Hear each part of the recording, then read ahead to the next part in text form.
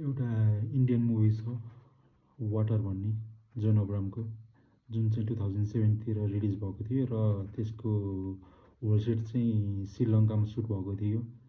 यो इन्डियामा त्यो सुट गर्न दिएन, यो मुभी चाहिँ सुट गर्न नदिएको रहेछ होइन। एकदम वाइडली प्रोटेस्ट गरेर त्यहाँको हिन्दूहरूले लगभग एकदम प्रोटेस्ट गरेर चाहिँ त्यहाँ सेफ्टी उनीहरूलाई नभएर त्यो सबै सेट नै श्रीलङ्कामा गएर भ्याउनु सकाउनु परेको रहेछ तिनीहरूले चाहिँ। यो त्यहाँ गएर श्रीलङ्कामा गएर सुट गर्नुको कारण चाहिँ यो मुभीमा अलिकति भनिदिन्छु म, अलिकति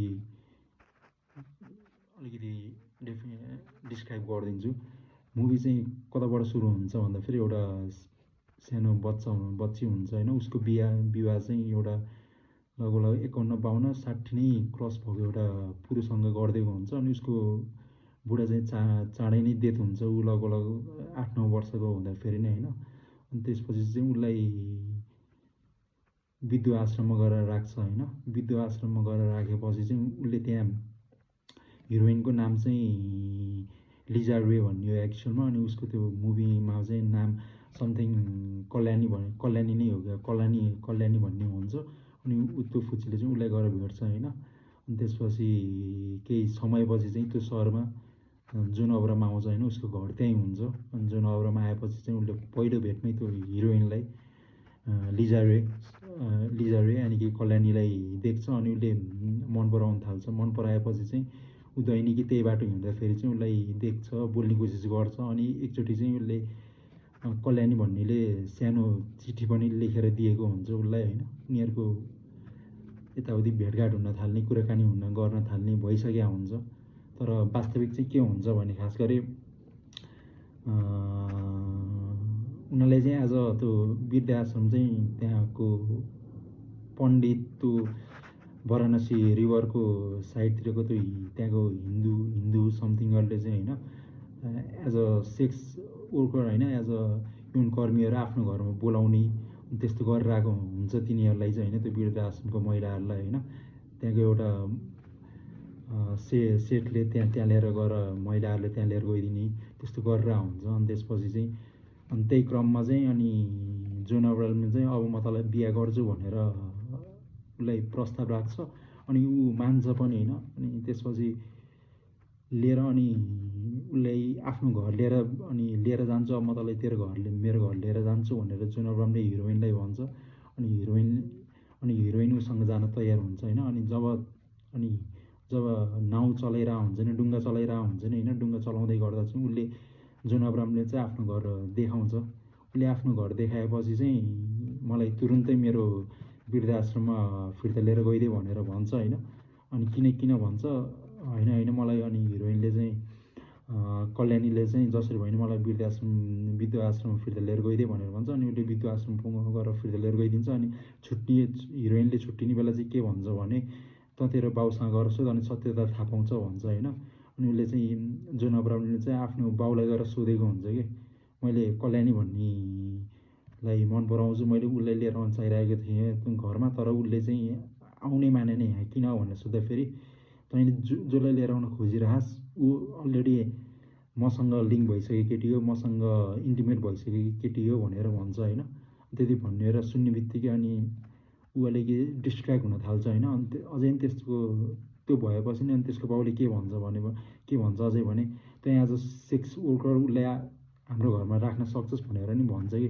अनि त्यस्तो भनेपछि ऊ अब त्यो सहरमा बस्दिनँ भनेर जान्छ होइन। अनि लास्ट टाइम कल्याणीलाई भेट्न जान्छु भनेर फेरि त्यही विधवा आश्रममा गएको हुन्छ। अनि त्यो जोन अब्राम चाहिँ त्यहाँ विधवा आश्रममा गएर भेट्न जाँदाखेरि चाहिँ अनि त्यहाँको एउटा महिलाले भन्छ भने कल्याणी त किनारमा हाम फालेर मरिसक्यो भनेर भन्छ होइन। अनि उनीहरू त्यो एउटा विधवा आश्रमको शकुन्तला भन्ने हुन्छ, ऊ चाहिँ एउटा राम्रै महिला हुन्छ त्यहाँ त्यो विधवा आश्रमको होइन। अनि त्यसपछि उसले कुराकानी गर्दाखेरि चाहिँ होइन यहाँको घटना यस्तै हो, घटिरहन्छ, यस्तो घटना भइरहेको छ भन्दाखेरि अनि त्यसपछि जोन अब्रामले चाहिँ के भन्छ भने होइन धर्मको नाममा यस्तो व्यापार गरिरहेछ भनेर भन्छ होइन। अनि त्यसपछि अनि जोन अब्रामले त्यो सहरमा अनि बाबुआमाको घरमा नजाने डिसाइड गरेर होइन ऊ निस्किन्छ त्यहाँबाट।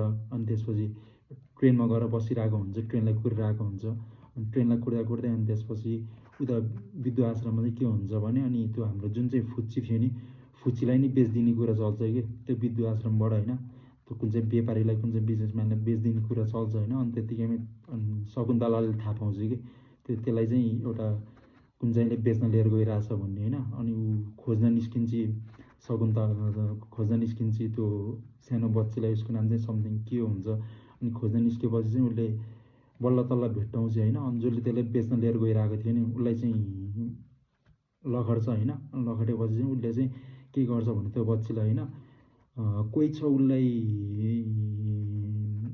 महात्मा गान्धीको त्यो यो सानो नानीलाई महात्मा गान्धीको आश्रमसम्म लिएर गइदिने भनेर भन्छ होइन अनि उसले जुन अब्राम ट्रेनको झ्यालबाट बाहिर यसो निस्केर हेर्छ होइन अनि त्यो चुलिया भन्ने समथिङ फुच्चीको नामलाई फुच्ची हुन्छ होइन उसले चाहिँ देख्छ अनि उसलाई देखेपछि चाहिँ अनि उसले हेरेर अनि त्यसपछि दकुर्दै आएर अनि अङ्गमाल गरेर चाहिँ त्यो चुलिया भन्ने फुच्चीलाई चाहिँ उसले लिन्छ अनि उसले चाहिँ प्रमिस गर्छ कि म उसलाई महात्मा गान्धीको आश्रमसम्म छोडिदिन्छु भनेर चाहिँ त्यस्तो भन्छ अनि त्यसरी चाहिँ मुभीको इन्ड हुन पुग्छ होइन अनि यसले चाहिँ के देखाइरहेको छ भने एउटा अहिलेको टाइममा पनि छुट्टै तरिकाले हुन त सबै त त्यस्तो नहोला अहिलेको टाइममा नि होइन छुट्टै तरिकाले धर्मको नाममा व्यापार भन्ने चाहिँ हुन्छ तर धर्म भन्ने कुरा चाहिँ ट्याक्कै के हो भनेर चाहिँ अहिलेसम्म त्यो तर एउटा त्यहाँ नि हुन्छ रुल पनि हुँदो रहेछ होइन त्यो कुराको होइन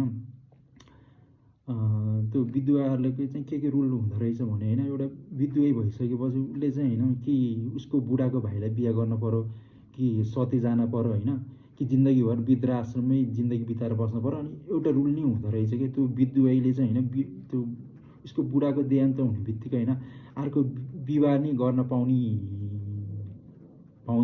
पाउँदो रहेछ कि तर त्यो चाहिँ लास्टमा भनिदिन्छ त्यहाँको एउटा मूल मान्छेले होइन तर यो कुराले एकदम लुकाएर कन्जस्टेड मान्छेहरूले नै बढी त्यो आफ्नै आस्था र आफ्नै ग्रन्थ बनाउने कि खासै टिपिकली नै यो त्यो अक्षरमै लेखेर त्यो गर्नै पर्छ भन्ने त मान्छेले त्यो एउटा त्यो मेन मान्छेले जे भन्यो त्यही नै हुने कि लास्टमा धर्मको नाममा यस्तो यस्तो व्यापार गरिरहेछ पहिला त्यस्तो टाइपको व्यापार हुन्थ्यो कुनै जेनेरेसनमा अहिले कस्तो टाइपको छ त्यो निहालेर हेरिरहेछ पछि पनि हाम्रो कुनै युग सकिएपछि कुनै एउटा राइटरले त्यस्तै हाम्रो अहिले विषयवस्तु देख्छ अनि फिल्म बनाउँछ हामी नि केही कुरामा झुकिरहेको हुन्छौँ होइन अनि यो मुभी चाहिँ त्यस्तै 2008-9 अस्कर नोमिनेसनमा पनि परेको रहेछ होइन beside that all the protest and controversy होइन तर धर्मको नाममा चाहिँ व्यापार नगरौँ भन्न चाहन्छु म त्यति हो।